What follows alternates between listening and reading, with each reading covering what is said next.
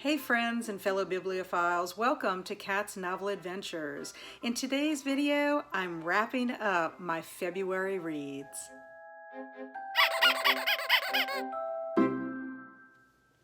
February was a stellar reading month for me, partly because I had hosted Folklore February, which was a readathon where you read fables, folk tales, and fairy tales.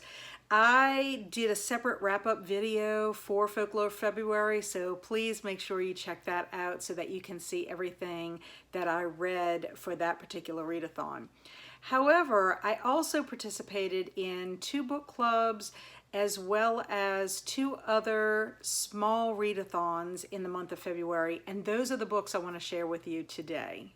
The first book I want to mention is the book for the Cozy Cottage book club. This was really the January selection. I only got through halfway before their meeting and I just covered my ears whenever they talked about spoilers, but I ended up finishing it in February, and that is Stardust, the beautifully written book by Neil Gaiman. It is considered an adult fairy tale.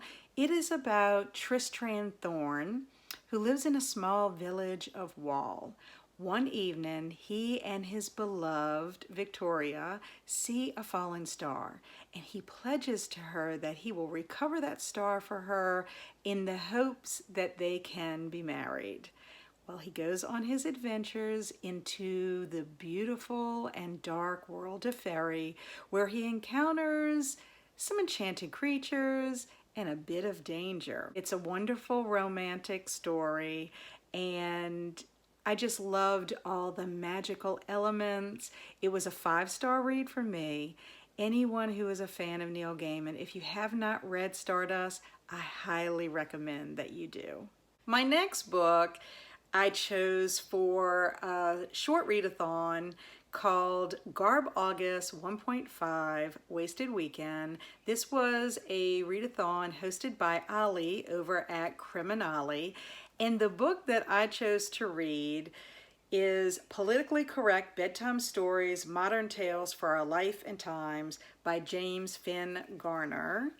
And I did a whole video just talking about this particular book and my experience with that readathon. So if you want to check that out. And it is short stories, retellings of some famous fairy tales, but they're politically correct, and they include like Little Red Riding Hood, Snow White, Rapunzel. There's quite a few in this short little edition. Anyway, it was a fun time. It was 3-star read for me, quite entertaining, and a good way to participate in this readathon. The next book I read was for the Little House Readathon hosted by Elizabeth at Lizzie Faye Loves Books. And I chose to read their group read for this week-long readathon, and it was The Long Winter by Laura Ingalls Wilder. Talk about going back in time. This is the 6th book in the Little House on the Prairie series. It takes place, I think, October of 1880 through April of 1881. There was a really, really hard winter, and they had plenty of blizzards. They were pretty much inside for most of those months. It got to the point where they had to ration food. They also had to find different materials to burn so that they could keep their home warm. It was a really difficult time for them.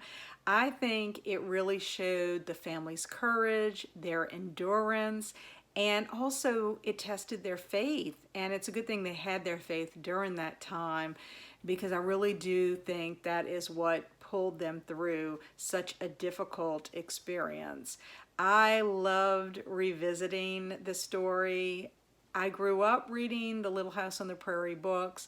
It was a fun time, and it was a 5-star read for me. The final book I want to talk about is the selection for my personal book club called Chills, Thrills, and Kills, which I run with my friend Kelsi over at Slime and Slashers.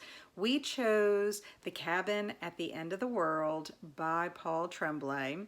It is a story about a family of 3 that decide to vacation at a cabin in an isolated wooded area, and they are planning to just have a good time spending time with each other until 4 strangers emerge from the woods and give them some bad news.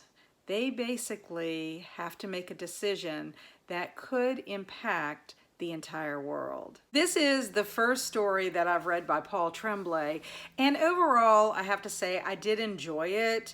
However, I did not find it to be an exceptional read for me. I did enjoy the story, which I found compelling. I enjoyed the characterization. I thought the characters, as far as the family, were well developed. I thought the premise of the story was horrifying. I liked the religious undertones as far as the believer versus non-believer, the apocalyptic prophecy. What I didn't really care for was the questions. Lots of questions that were not answered for me. This was a novel with a lot of ambiguity running throughout the entire novel. I wanted to know more about the 4 strangers. What were their backstories? I also wanted more answers about the supernatural elements that popped up from time to time. I also wanted answers as far as what was happening, really happening. You know, what was prompting these strangers to act the way that they were acting. Overall, I gave it a 3.5. It is not a terrible book by any stretch of the imagination. In fact, there are times that I'm still thinking about it because, like I said, I want those answers. I'm a questioner by nature. That's my tendency. However, I just wanted more, and that's why it earned the 3.5 rating for me. I will read more of Paul Tremblay. I've heard lots of great things about his work, so I will definitely be giving him another chance. I wanted to quickly mention that there were 2 books that I did not get to in the month of February that was on my February TBR, and that was February's Cozy Cottage selection, and that is All Creatures Great and Small by James Herriot. I'm so disappointed that I didn't get to this one because I was really looking forward to it because I've heard such great things about it.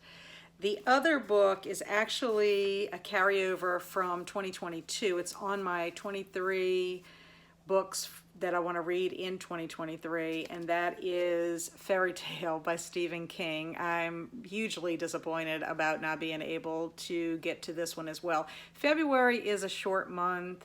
I was hosting Folklore February. This is a chunker. You know, I knew going in that it was a possibility that I probably wouldn't get to it. However, I am striving to get to this during 2023, hopefully the summer, if not sooner. Thanks everyone for stopping by. I really do appreciate you. If you have read any of the books I mentioned in my February wrap-up, leave comments below. Let me know what you thought about them. Also, don't forget to check out my Folklore February wrap-up video so that you can see what I read throughout the month of February for my very first readathon. In the meantime, stay amazing and be adventurous.